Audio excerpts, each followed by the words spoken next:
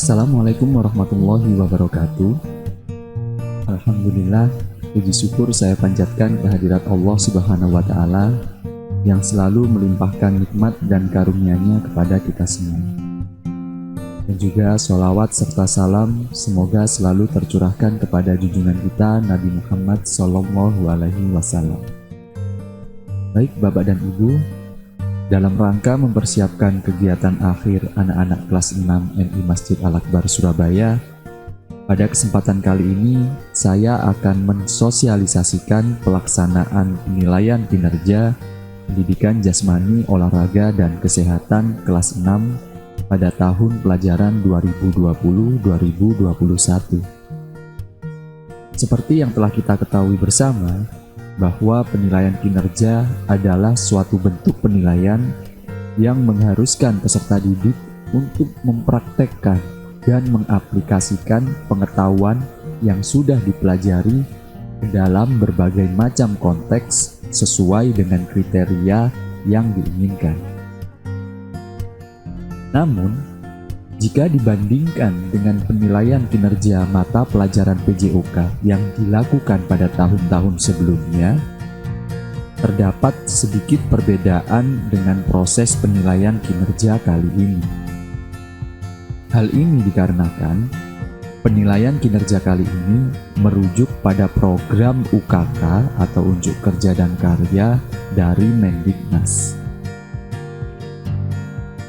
Berdasarkan penjelasan program UKK, Unjuk Kerja dan Karya dari Mendiknas, seperti yang ditampilkan saat ini, terdapat beberapa perbedaan mendasar dengan penilaian kinerja yang telah dilakukan pada tahun-tahun sebelumnya.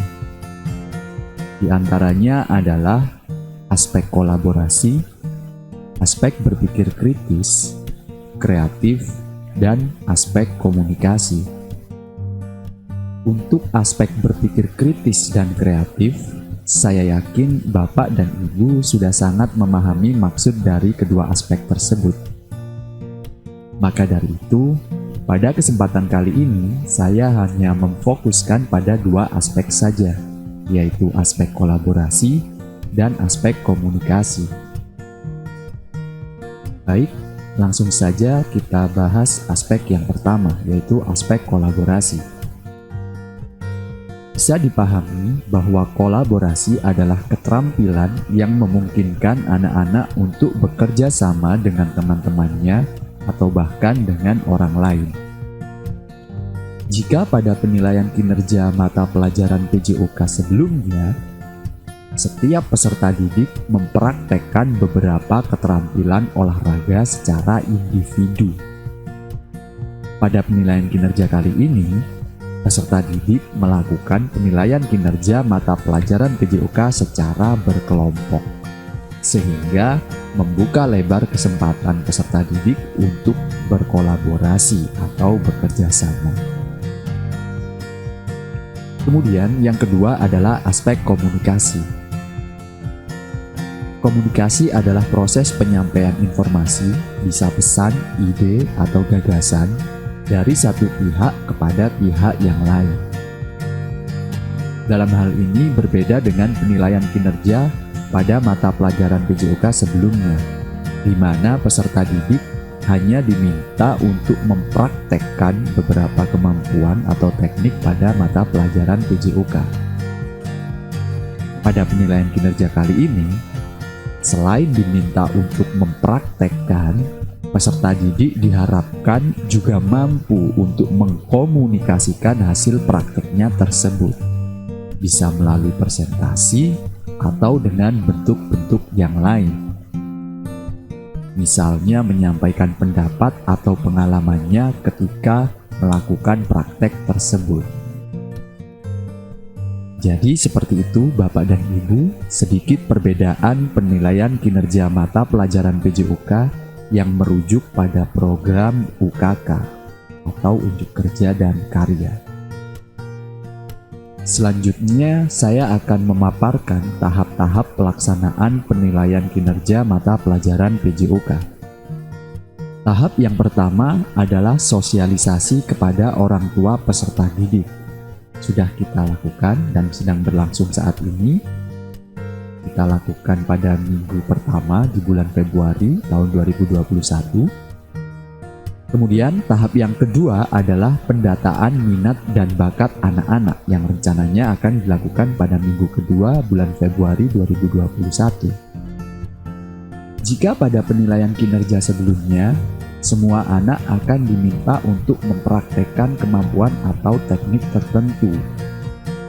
Pada penilaian kinerja kali ini, anak-anak akan mempraktekkan kemampuan atau teknik yang sesuai dengan minat atau bakat mereka. Maka dari itu, anak-anak akan didata minat dan bakatnya agar saya selaku pengampu PJOK kelas 6 dapat mempersiapkan instrumen penilaian yang sesuai dengan minat dan bakat anak-anak tersebut.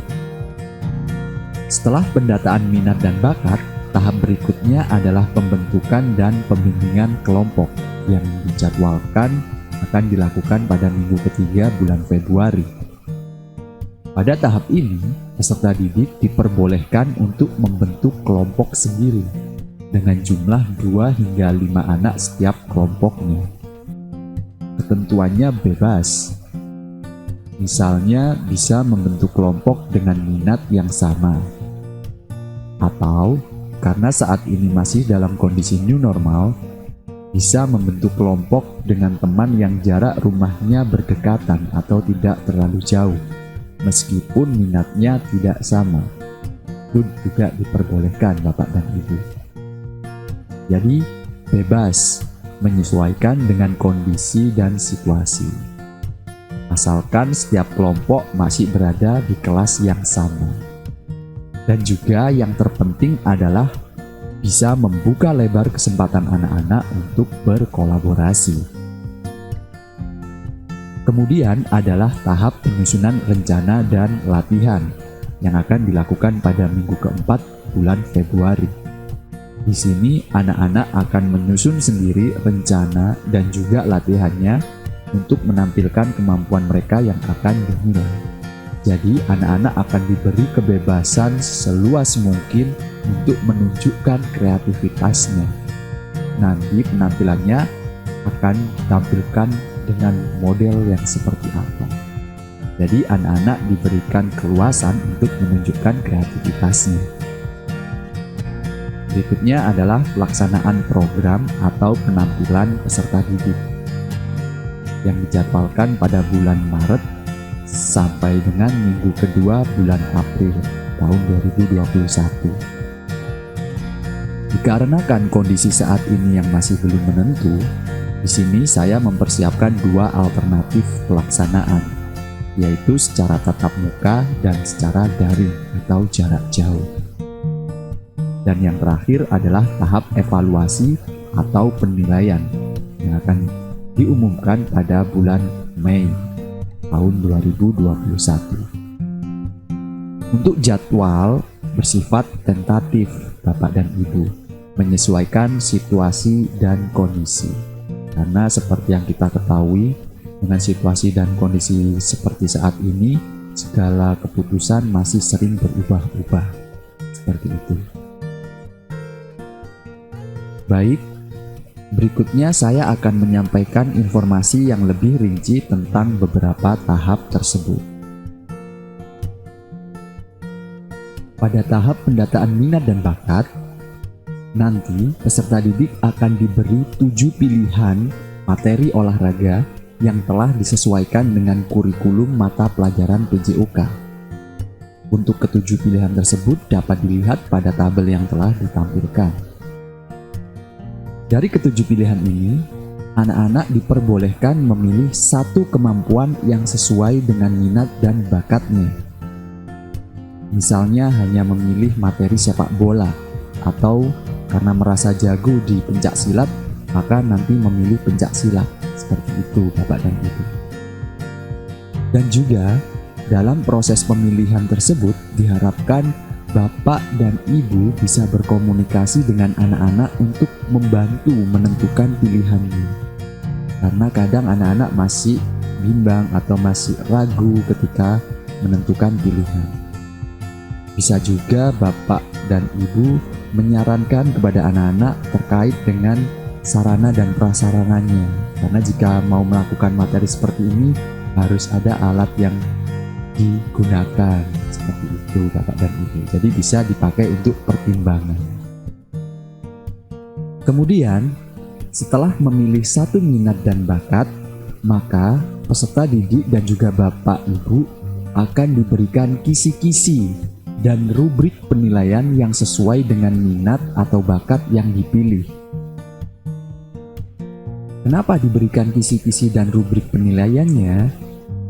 Tujuannya adalah agar peserta didik mengetahui aspek-aspek yang akan dinilai pada minatnya tersebut, sehingga peserta didik dapat melatih dan mempersiapkannya sebaik mungkin. Karena keterampilan atau praktek berbeda dengan pengetahuan. Jika pada aspek pengetahuan dengan mengetahui soal yang terdapat pada kisi-kisi, maka peserta didik bisa mencari jawabannya di buku atau di internet misalnya. Namun pada aspek keterampilan tidak bisa. Meskipun peserta didik mengetahui apa yang akan dinilai nanti, bagaimana cara yang benar, belum tentu bisa mempraktekkan atau melakukannya, karena membutuhkan latihan terlebih dahulu. Kemudian, pada tahap pembimbingan kelompok, nanti akan dilakukan melalui dua cara. Yang pertama bisa dilakukan pada setiap pembelajaran PJOK, yaitu seminggu sekali pada hari Rabu. Dan yang kedua, bisa melalui chat WA kepada pengajar PJOK. Dalam hal ini saya sendiri, dengan jadwal setiap hari Senin, Selasa, dan Kamis pada jam 7 sampai jam 2 siang atau jam 14.00. Pada tahap pembimbingan kelompok, nanti setiap kelompok dapat berkonsultasi mengenai rencana yang akan dilakukan ataupun masalah yang akan dihadapi. Kemudian yang terakhir adalah tahap pelaksanaan program atau penampilan. Seperti yang disampaikan sebelumnya, terdapat dua alternatif pelaksanaan, menyesuaikan situasi dan kondisi saat itu. Apabila dilaksanakan secara tatap muka, maka penampilan akan dilakukan di madrasah dengan jadwal yang akan diatur lebih lanjut. Namun, jika dilaksanakan secara daring atau jarak jauh, maka penampilan peserta didik cukup direkam dalam bentuk video dan dikirim melalui email, seperti yang biasa dilakukan pada tugas-tugas pembelajaran PJOK sebelumnya. Baik Bapak dan Ibu, saya rasa cukup sampai di sini sosialisasi pelaksanaan penilaian kinerja pendidikan jasmani, olahraga, dan kesehatan kelas 6 pada tahun pembelajaran 2020-2021. Apabila ada pertanyaan atau hal-hal yang ingin disampaikan lebih lanjut, bisa melalui email ataupun chat WA kepada pengampu mata pelajaran PJOK kelas 6 MI Masjid Al-Akbar, Surabaya. Saya ucapkan terima kasih banyak kepada Bapak dan Ibu wali murid kelas 6 MI Masjid Al-Akbar, Surabaya yang telah berkenan meluangkan waktunya untuk melihat video sosialisasi penilaian kinerja pendidikan jasmani, olahraga, dan kesehatan ini. Mohon maaf atas segala kekurangan dan kesalahan saya. Wassalamualaikum warahmatullahi wabarakatuh.